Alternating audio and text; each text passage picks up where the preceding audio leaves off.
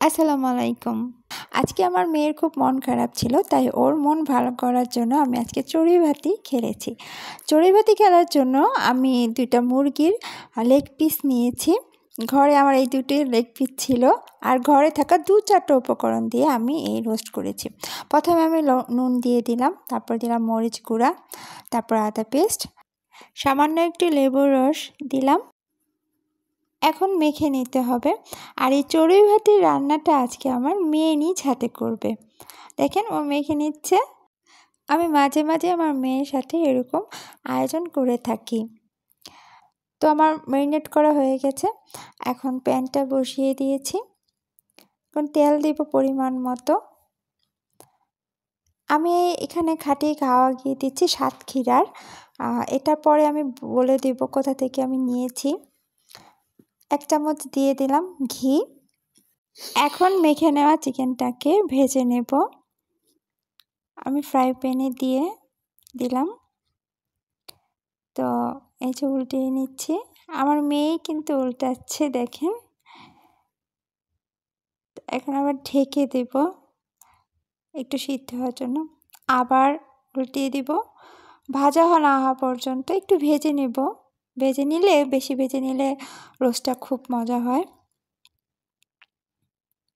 এবং তাড়াতাড়ি সিদ্ধ হয়ে যায়, তখন রান্না করতে আর বেশি সময় লাগে না।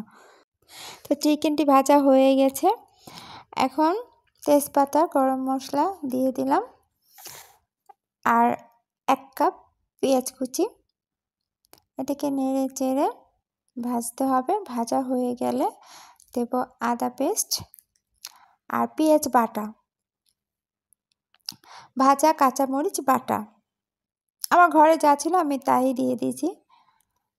সামান্য একটু হলুদ, মরিচ, ধনিয়ার গুঁড়া, 1 চামচ গরম মশলা, পরিমাণ মতো লবণ, আর সস, টমেটো সস ছিল আমার কাছে 1 প্যাকেট, ওটা দিয়ে দিলাম।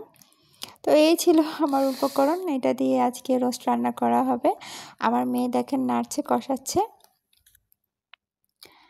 তো পানি দিয়ে মশলাটা কষাবো এখন। 1/2 চামচ জিরার গুঁড়া দিয়ে দেব। তো ভালো করে এখন কষিয়ে নেব। কষিয়ে ভাজা চিকেনটা দিয়ে দিচ্ছি। আমরা যখন ছোটোবেলায় গ্রামে যেতাম, তখন সবাই মিলে চড়ুইভাতি খেলতাম। তো আজকে আমার সেই কথাগুলো মনে পড়ে গেল। আমিও চড়ুইভাতি খেলছি আবার সেই ছোট্টবেলার মতো মেয়ের সাথে।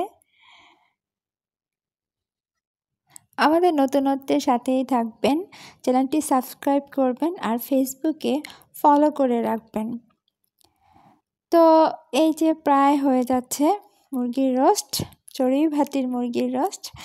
এখন 1/2 কাপ দুধ দিয়ে দেব। গুঁড়ো দুধ পানির সাথে মিশিয়ে 1/2 কাপ দুধ দিয়ে দিলাম। এখন ঢাকনা দিয়ে ঢেকে দেব, হতে এখন যতক্ষণ লাগে। তারপর এই যে দেখেন প্রায় স্মেলটা যা আসছে, আমার ঘিটা অনেক খাঁটি ঘি, এর স্মেলটা অনেক সুন্দর এসেছে। আমি যে 2টা উপকরণ দিয়ে রান্না করেছি এটা বোঝাই যাবে না। এখন কাঁচামরিচ দিয়ে দিচ্ছি আর পেঁয়াজ বেরেস্তা। এখন দমে রেখে দেব।